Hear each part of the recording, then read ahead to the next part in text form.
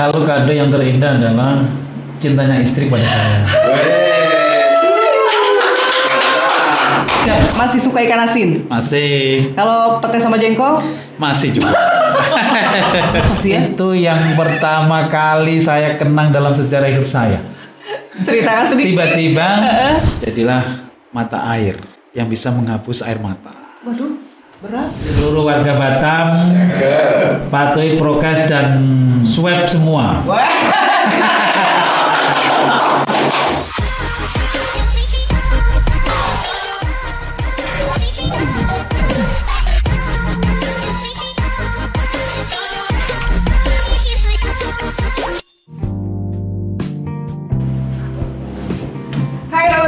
Selamat datang di Ruang 1007. Saya Santi Anjasmara. Senang sekali ya setelah beberapa 1 bulanan ya kita tidak bertemu di ruang podcast yang cantik ini. Akhirnya kita setelah lebaran kita bisa menghadirkan narasumber kembali. Nah, untuk hari ini kira-kira narasumbernya siapa sih? Tidak jauh-jauh dari Batam Center dan juga pasti Rama Sinta nih yang ada sebagian yang sudah kenal dekat atau barangkali ada juga yang masih siapa sih itu? Oke. Nah, Rama Sinta Batam Indonesia seperti biasa saya punya pantun pembuka. Tolong ya nanti ya. Oke. Biar semangat kita pada hari ini. Pantunnya adalah ada kapal di Kampung Teri. Cakep. Terlihat indah meskipun jauh. Cakep. Bang Kamal kami ucapkan terima kasih berkenan hadir di ruang 1007. Sip, pantun cantik. Jadi Rama Sinta Batam Indonesia, langsung aja ya kita kenalan sama Bang Kamal. Bang Kamal ini adalah wakil ketua 1 di DPRD Kota Batam. Apa kabar? Assalamualaikum Bang Kamal. Silakan dibuka Dulu ya. maskernya. Iya, biar kelihatan wajahnya. Udah kenal ya Rama Sinta ya? Kenal. Ya, selamat siang Mbak Santi. Terima kasih atas undangannya untuk berbincang-bincang ringan. Bincang ringan. Saya aja Bang, santai saja. Santai ya, betul. Iya. Tapi ada nanti pertanyaan yang agak berat. Nggak usah. Silakan. Bang Kamal, saya panggil Bang Kamal aja ya. Tapi nama lengkapnya adalah Muhammad. Biasanya Mas. Oh Mas, Kan saya orang Jawa. Oh, tahunya saya dari Melayu, dari Jawa ya. Berarti saya panggilnya Mas aja ya. Mas Kamal. Ralat, Rama Sinta kita panggilnya Mas Kamal. Ya. Oke, Mas Kamal. Nama lengkapnya adalah Muhammad Kamaluddin. Ya. Dan tahun 2019 sampai 2024 dipercaya menjadi Waka 1 DPRD Kota Batam. Perasaannya seperti bagaimana itu? Perasaannya ya biasa juga sih. Santai-santai aja. Santai-santai aja. Semua amanah kita jalankan dengan baik gitu aja. Tapi akan mengira nggak sih? Tidak. Kan? Tidak mengira. Pasti kaget dong. Dulu ya saya berpikir kita ada kesempatan untuk ikut sebagai calon legislatif, terus terpilih, terus tiba-tiba saya diamanai untuk menjadi wakil ketua oleh pengurus partai. Ya saya pikir siap-siap saja lah, kita jalankan amanah saja. Selebihnya biar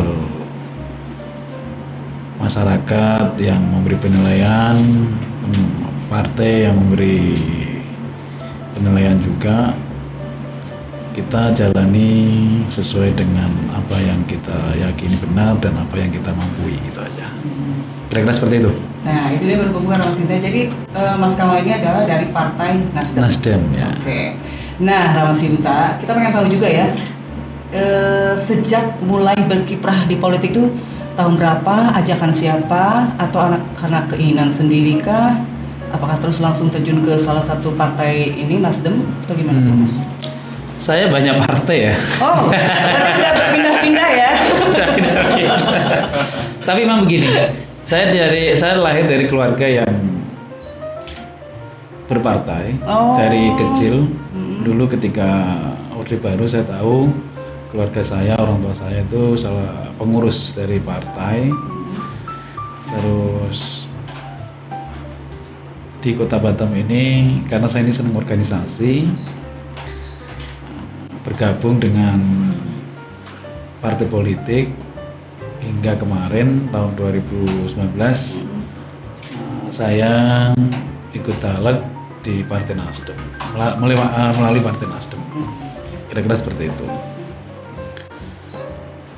Ya, alhamdulillah terpilih sebagai wakil rakyat periode 2019-2024 yang memang kalau dipikir tidak apa istilahnya ya, memang sebenarnya saya ini orang politik juga. Ada darah dari keluarga saya yang memang tokoh-tokoh politik. Jadi sudah tidak asing lagi lah ya di partai. Sebenarnya tidak asing lagi. Tidak asing lagi. Sudah terasa lah. Sudah. Tapi udah berapa kali berganti-ganti partai? Perlu nggak sampai? Saya 3 kali. Oh, 3 kali. Pertama keluarga saya PKB, Partai Kebangkitan Bangsa, terus kemudian Partai Demokrat, terakhir Partai Nasdem. Oke.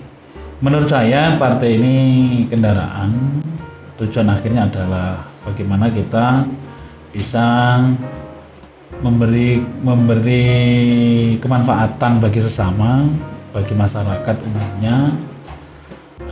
Karena di Indonesia ini kendaraannya harus partai politik, ya kita harus mengikuti aturan tersebut. Keluarga artinya partai banget politik bukan tujuan akhir. Itu bukan tujuan akhir. Tujuan akhir adalah bagaimana kita bisa berbuat kepada masyarakat, kepada negara, kepada bangsa. Kira-kira seperti itu. Keluarga mendukung banget. Istri Mendukung? Istri ikut berkiprah di politik apa enggak? Tidak. Ibu rumah tangga aja. Ibu rumah tangga saja. Ibu rumah tangga. Nah, kemudian Mas setelah menjadi waka di DPRD Kota Batam, kira-kira ingat nggak sidang pertama kali memimpin? Sidang apa tuh? Sidang pembahasan APBD Kota Batam 2020. Gimana tuh? Saya terkejut juga. Saya bulan September kan kami dilantik.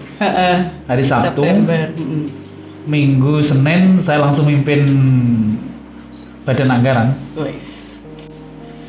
Berat banget pasti ya? Itu yang pertama kali saya kenang dalam sejarah hidup saya. Ceritakan sedikit. Tiba-tiba saya baru dilantik 2 hari langsung mimpin Badan Anggaran. Akhirnya ya saya terus belajar mengikuti situasi dan kondisi hingga sekarang jadi terbiasa. Karena saya rasa kalau kita mau belajar terus pasti tidak ada yang sulit dalam hidup ini gitu. Kalau pertanyaannya bagaimana kesan pertama, ya tentu saya menganggap saya merasakan bahwa itu sulit gitu. Sulit bagi pemula ya, bagi pemula seperti saya terus tiba-tiba langsung disodorkan Suruh mimpin untuk rapat tidak ya? hanya membahas gitu. Memimpin pembahasan Dan memutuskan juga hasil. dan memutuskan. Itu berat pasti ya memutuskan tuh ya. Berat. Iya. Tapi akhirnya lancar. Ya insya Allah. Insya Allah lancar. Nah kemudian selama memimpin Waka 1 di DPR Kota Batam ini, pernah menghadapi para pendemo dan apa sih yang paling banyak disampaikan oleh rakyat? Pada beberapa kali ya, menemui pendemo, diantaranya pas buruh. Iya pas itu ya, Mei ya. Mei itu, terus mahasiswa terkait dengan masalah KPK dulu itu, saya agak lupa materinya apa dulu itu. Ada beberapa kali menemui pendemo yang saya pikir ya kita sebagai wakil rakyat, sebagai yang mewakili masyarakat Kota Batam juga harus punya ya keberadaan kita harus memberi solusi lah, kira-kira seperti itu. Dan semua ya berjalan lancar sampai sekarang. Kita bagi tupoksi. Jadi gini,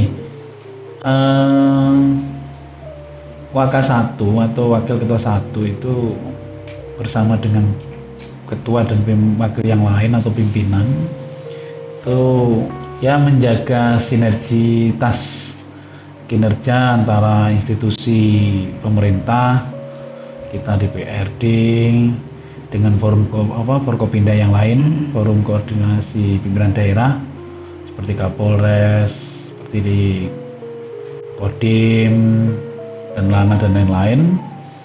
Itu tugas pimpinan. Di samping kita menjaga internal, karena di DPR ini kan dari masing-masing partai. Iya. 50 anggota DPRD Kota Batam ini berasal dari seluruh 10 partai ya. 10 partai, ada 9 fraksi. Tentu memimpin seperti ini agak berat. Kenapa? Karena kita punya strategi politik yang berbeda-beda dari masing-masing partai yang berbeda, disatukan untuk dalam satu wadah untuk menjalankan tugas pokoknya gitu, fungsinya. Ya, mungkin berbeda dengan institusi-institusi yang lain. Kalau institusi yang lain seperti Pemkab Batam, ini kan antara atasan dan bawahan gitu ya, kalau boleh disampaikan. Kalau di DPRD ini tidak. Kita punya status yang sama, terpilih dan dipilih, terpilih dan dipilih oleh masyarakat. Maka akhirnya keputusannya adalah kolektif kolegial.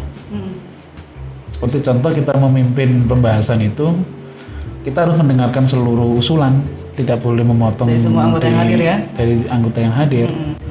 Kenapa? Karena kita punya hak yang sama. Gitu.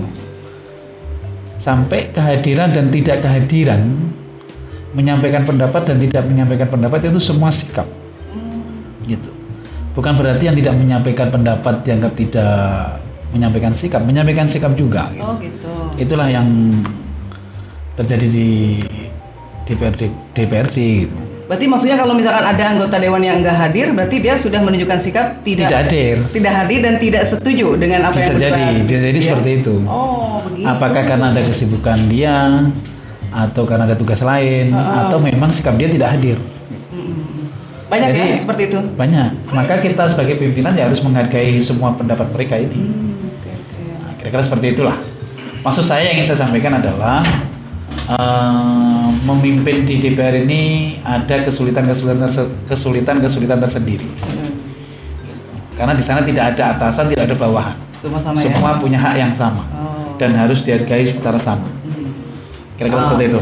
Sip, Pak Sinta. Nih nyinggung lagi soal tugas pokok DPRD. Ada 3 nih, ada legislasi, penganggaran, dan pengawasan. Yang paling berat yang mana? Pengawasan. Kenapa? Karena pengawasan itu dia praktik di lapangan ya, sebuah program yang harus direalisasikan di lapangan agar tidak terjadi kekeliruan atau kesalahan, maka fungsi DPR harus memberi pengawasan. Tapi kalau menurut saya seperti ini ya gambarannya, bahwa DPRD kota, kabupaten, dan DPRD provinsi ini bagian dari pemerintah daerah. Artinya bersama pemerintah daerah kita sama-sama membangun, sama-sama melaksanakan tugas dan fungsinya dengan tupoksi masing-masing. Kalau pemerintah daerah itu kan eksekusinya atau eksekutifnya yang melaksanakan. Kalau DPR ini dia yang mengawasi, yang membahas penganggarannya, dan yang menciptakan produk hukumnya atau legislasinya. Terkait dengan evaluasi atau monitoring, ini kan karena kita sebagai wakil rakyat yang mewakili rakyat, maka kita punya kewajiban untuk mengawasi apa yang telah dilakukan, yang telah dilaksanakan oleh pemerintah daerah. Kalau tidak ada pengawasan, tentu ditakutkan ada penyelewengan, ada ketidaksesuaian, kira-kira seperti itu. Sebagai wakil ketua 1 unsur pimpinan di DPRD Kota Batam, kami selalu menghimbau kepada seluruh anggota DPRD Kota Batam agar tetap kritis tapi solutif. Jangan sampai kita hanya kritis saja, tidak ada solusi sehingga malah justru menjadi penghambat. Tapi kalau kita tidak kritis, ini juga tidak sesuai dengan tupoksi kita sebagai DPR karena ada fungsi pengawasan di situ gitu. Maka yang terpenting di DPR adalah kita harus terus melakukan evaluasi, monitoring, pengawasan dengan kritis yang membangun dan melakukan sinergitas antar lembaga. Kalau kita hanya mau keinginan sendiri, hanya kritis-kritis dengan terus tidak memberi solusi, ya akhirnya malah justru menurut saya menjadi hambatan. Apalagi menakut-nakuti, itu kan akhirnya menjadi persoalan tersendiri bagi pemerintah daerah. Nah, kira-kira seperti itu. Nah, nih Mas Kamal, udahlah anggota fungsi tadi udah tugas dari anggota dewan dan waka 1 waka 2 itu saling harus kompak dan memang sama rata semuanya ya. Kita ke yang ringan-ringan. Katanya tadi dengar Mas Kamal itu di rumahnya suka sekali berkumpul-kumpul ya. Ini kumpul-kumpul apa nih? Nah, gini, saya ini kan membuka diri sebagai wakil rakyat. Saya menyadari saya membuka rumah aspirasi. Rumah aspirasi itu sengaja saya ciptakan di rumah agar masyarakat atau rakyat yang mau ketemu saya, mau ketemu wakilnya, bisa langsung, bisa menyampaikan pendapatnya, bisa menyampaikan permohonannya juga apa gitu. Karena saya menyadari bahwa ketika saya terpilih sebagai wakil rakyat, saya ingat pesan orang tua saya dulu bahwa jadilah mata air yang bisa menghapus air mata. Waduh, berat. Artinya, jadilah mata air yang bisa menghapus mata air. Air mata. Air mata. Gimana tuh? Ya artinya gini, semua ini kan ada konsekuensi ya. Ketika kita memilih pilihan hidup kita untuk menjadi legislatif lah seperti itu. Pengen jadi anggota dewan gitu. Maka konsekuensi yang ada tentu sebagai wakilnya kita akan banyak dimintai solusi, dititipi aspirasi, dimintai bantuan-bantuan, kira-kira seperti itu. Proposal gitu ya? Proposal. Nah, ini kan artinya air mata ya. Tapi karena kita sebagai wakil rakyatnya yang dipercayanya, yang dikasih amanahnya, ya kita harus menjadi mata air yang harus memberi solusi, memberi kesejukan, paling tidak bisa menghapus air matanya. Semampu kita, kira-kira seperti itu. Dari situ saya akhirnya bikin rumah aspirasi yang saya buka 24 jam. Wow. 24 jam ini andai saya di rumah, pasti akan saya temuin, bisa berdiskusi, berdialog, bahkan bisa main-main pingpong, main catur dan lain-lain. Itu pokoknya semua kalangan ada? Kalangan ada, semua kalangan ada. Laki-laki, wanita? Laki-laki, wanita, tua, muda, kecil. Oh gitu. Sampai sekarang saya buka. Sampai sekarang? Sampai sekarang. Tapi kan sekarang lagi pandemi. Iya. Bagaimana tuh? Kalau pandemi, pintu saya tutup. Andai ada yang datang pasti tidak banyak lah. Contoh kayak Lebaran kemarin. Lebaran kemarin karena tidak ada open house ya, dilarang. Ya kita di rumah. Kawan-kawan pada datang 2, 3 gitu. Kalau banyak-banyak ya nggak boleh dong. Iya dong. Tapi kalau sidang pun di masa pandemi masih tetap berjalan apa enggak ya? Masih berjalan tapi kita terapkan protokol kesehatan. Gitu. Biasanya kalau saya mimpin, saya selalu sampaikan bahwa kita rapatnya tidak usah bertele-tele. Kita cepat, tepat dan yang penting substansinya ketemu. Betul sekali, itu dia. Nah ngomong-ngomong nih Ramasinta, silakan Mas Kamal bisa boleh. sambil diminum kopinya Mantap. dong. Tenaga ya, peluru. Jadi buat Rawasinta nih yang sering atau pernah bertamu, berkumpul di rumahnya Mas Kamal, di Rumah Aspirasi ya penyebutannya ya? Silakan. Rumah Aspirasi Mas Kamal. Oh, Rumah Aspirasi Mas Kamal di daerah mana sih? Di Pancur, Piayu. Oh, di Pancur Piayu. Silakan komen. Apa sih yang diminta atau dikeluhkan atau yang pernah minta ngasih proposal? Silakan komen ya. Oke, tadi kan nyindir sedikit nih menyinggung masalah olahraga pingpong. Hobinya pingpong ya? Pingpong dan voli. Dan volley. Dulu pernah ikutan kejuaraan? Tidak pernah, cuman seneng saja. Oh, seneng aja. Tapi kan di DPRD setiap kalau ulang tahun ada ya kejuaraan pingpong, ikutan? Ikutan. Oh, ikutan. Ikutan membuka terus eksibisi. Oh, eksibisi. Nah, Gini, saya memang nggak tahu kenapa tiba-tiba saya suka pingpong. Gitu. oke. Pingpong menurut saya sederhana, tidak terlalu membutuhkan banyak tempat, terus dia simple, tapi cukup menyehatkan. Oke. Dan seluruh saraf motorik kita itu bergerak dalam waktu yang berbarengan. Oh ya, benar-benar. Mata kita, terus pikiran kita, saraf-saraf kita ini bisa satu fokus gitu loh.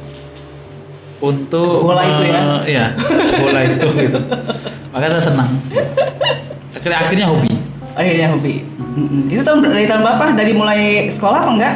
Enggak, baru akhir-akhir inilah. Oh, dari akhir-akhir ini aja. Nah, kemudian ngomongin soal hobi selain pingpong, makanan. Makanan paling suka adalah katanya makanannya adalah makanan-makanan yang tradisional. Kenapa? Kan kita sudah di zaman milenial. Gini. Saya dulu di pesantren. Jadi keluarga pesantren. Jadi kalau terkait dengan makan itu ya malah makannya ala-ala pesantren lah. Ala pesantren itu gini, makanan yang tidak terlalu berat, simpel-simpel saja. Yang penting bisa dinikmati secara enak, secara baik. Karena tentu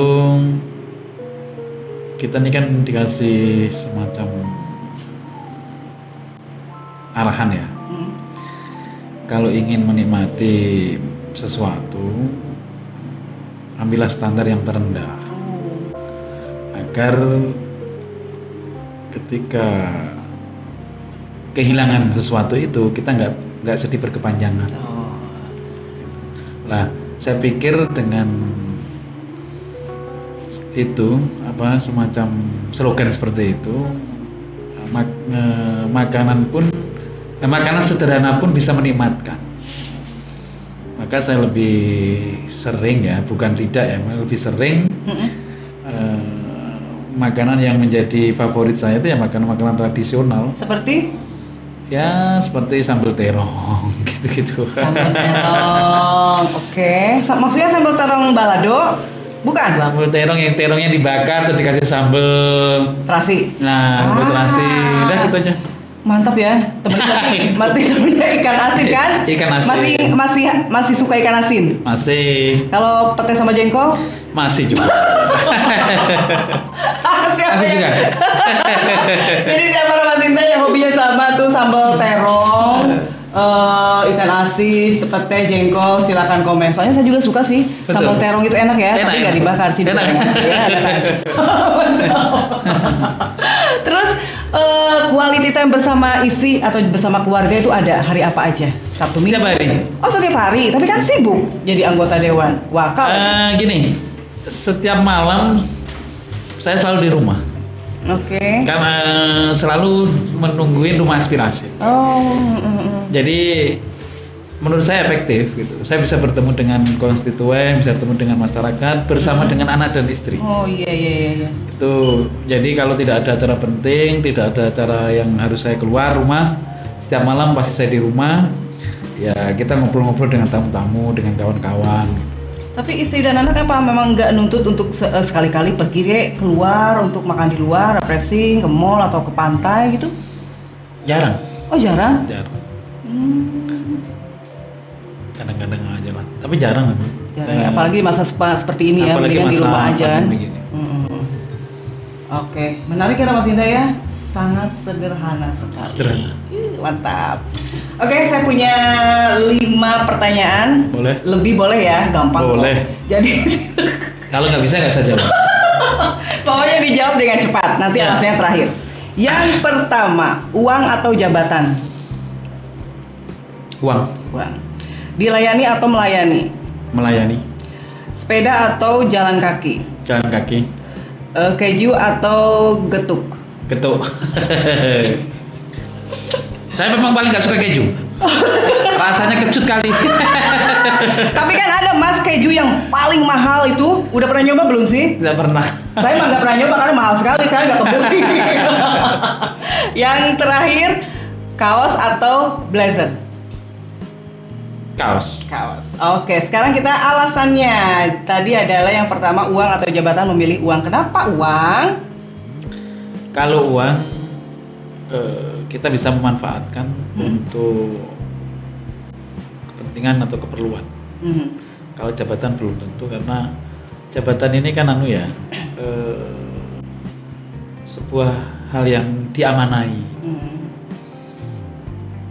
Sebisa mungkin kita itu hidup bermanfaat untuk sesama dengan konsep yang saya pahami, bahwa yang pertama religius, yang kedua berpengetahuan, yang ketiga bisa menciptakan kesejahteraan. Tapi kan ada sebagian orang yang bilang kalau ingin mendapatkan jabatan yang strategis, pasti ada sebagian lah ya, diperlukan uang. Setuju apa enggak? Ya, uang bukan segala-galanya, tapi memang segala-galanya butuh uang. Artinya ya kita nggak bisa ini ya, bisa mengingkari hal tersebut. Kira-kira seperti itu. Oke. Sekarang yang kedua, dilayani atau melayani? Melayani. Oke, kenapa melayani? Ya karena hidup kita ini sebagai hamba, sebagai khalifah, tentu kita melayani dengan sebaik-baiknya untuk peradaban yang baik, sakhofah yang baik. Jadi harus melayani. Kalau dilayani, nanti lama-lama jadi Fir'aun. Oke. Kemudian sepeda atau jalan kaki? Jalan kaki. Jalan kaki. Berarti emang benar-benar gak suka sepeda? Ada sepeda, tapi lebih banyak jalan kaki. Karena hidup saya sering jalan kaki. Sering jalan kaki. Kemudian keju atau getuk? Ya getuk lah. Masih getuk kan ya? Keju saya nggak suka. Pernah? Rasanya kecut kali. Iya betul. Saya tinggal. Jangan-jangan Mas itu kejunya keju murah? Enggak? Mungkin. mungkin. Jadi Mas Kamal ini adalah sukanya makanan-makanan tradisional ya? Ya. Sederhana lagi. Karena saya orang kampung. Tapi udah hidup di kota. Orang kampung yang harus menjaga tradisi. Nah, itu dia. Karena yang terbaik itu adalah gini, tradisi itu bisa menjadi hukum kalau dia tidak melanggar syariat. Oke. Yang terakhir tadi apa? Blazer atau t-shirt? Kaos. Kaos ya. Apa? Kaos. Kaos ya. Tapi kan kalau ke kerja pasti selalu memakai. Ya kita sesuaikan lah. Cuman favoritnya kaos karena kaos ini lebih simple, gitu. Lebih enak, lebih elegan ya. Oke, pertanyaan 5 udah ya. Kita kembali ke keluarga deh. Ya. Pernah nggak dikasih kado spesial oleh istri yang sampai sekarang masih berkesan banget? Itu apa tuh Mas Kamal? Dan tahun berapa? Kalau kado yang terindah adalah cintanya istri pada saya. Setiap saat. Yang istimewa ya, saya pikir kalau terkait dengan barang tidak terlalu lah ya, karena kami juga berprinsip, kami berdua, saya sama istri berdua ini berprinsipnya sederhana saja. Yang penting kita saling menyayangi, saling mencintai, dan tentu saling menjaga hubungan antar kita berdua, antar keluarga, antar sesama, antar tetangga, dan lain-lain lah. Kalau spesial ya hanya perayaan-perayaan kecil yang menurut saya tidak terlalu inilah. Tidak terlalu. Barang belum ada. Kayak contoh? Apakah terserah jam tangan, Oh, tas bermerek, sepatu bermerek. kamu tak ada bermerek. Hanya waktu lah ya. Oke. Hanya waktu saja. Kapan terakhir mengucapkan kata cinta kepada istri? Hari Baru ini. tadi. Yuk. Wah, setiap hari ya. Ketika mau kesini. Apa coba bisa disampaikan apa tadi ucapannya? Ini Mas, kameranya yang ini ya. Yang mana? Yang ini kameranya. Silakan. Nama istrinya disebut. Silakan dipraktekkan. Bikin diri ya. Hebat dong.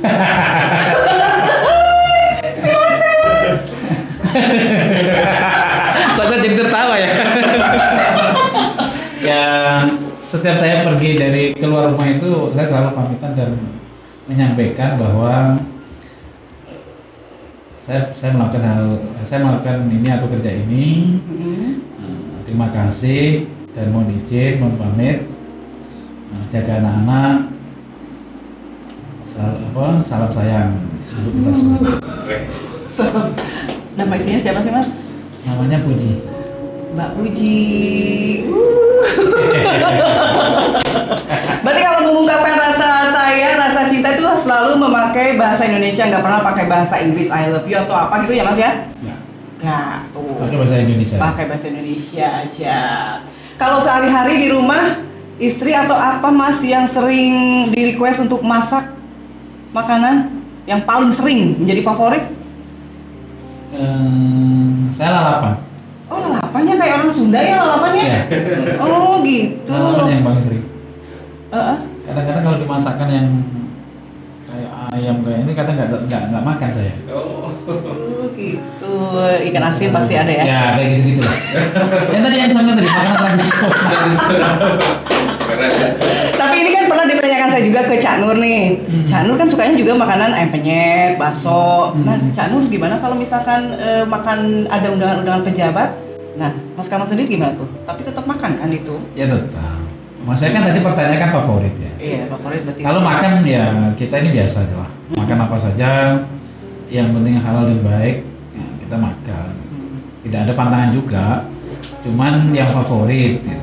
Kalau yang favorit, saya itu kayak lalapan-lalapan gitu. Ada sambal-sambal colek, Enak ya, oke. terus ikan asin, kira-kira gitulah. Oke. Kalau daging-daging, tidak terlalu, nggak. Ya suka lah, tapi tidak terlalu. Kecuali lebaran ya.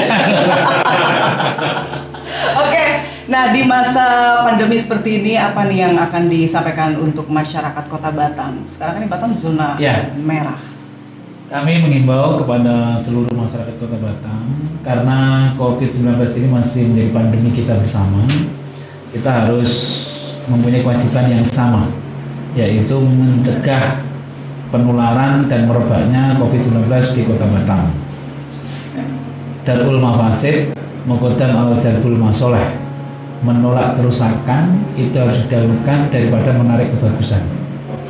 Artinya apa? Kita harus menjaga diri kita harus menjaga keluarga kita harus menjaga lingkungan kita harus menjaga bangsa kita.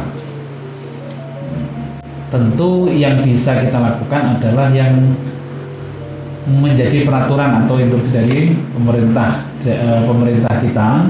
Di antaranya satu, kita harus selalu memakai masker.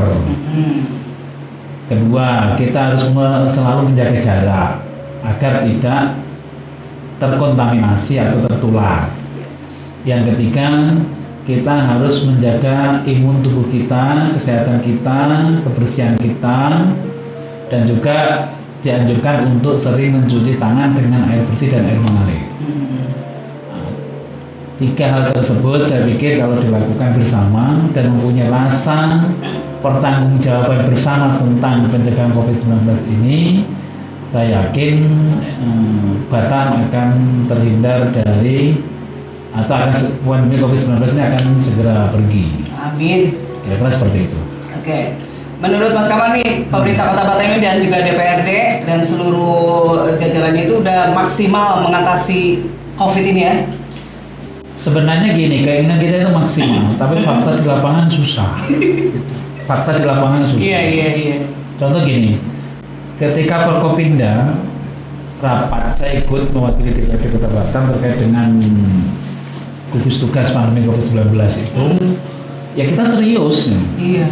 Ada tim yang ditugaskan untuk membubarkan kerumunan, pencegahan ini, pencegahan itu, menata ini, menata itu, melarang ini, melarang itu. Tapi fakta di lapangan agak susah. Iya.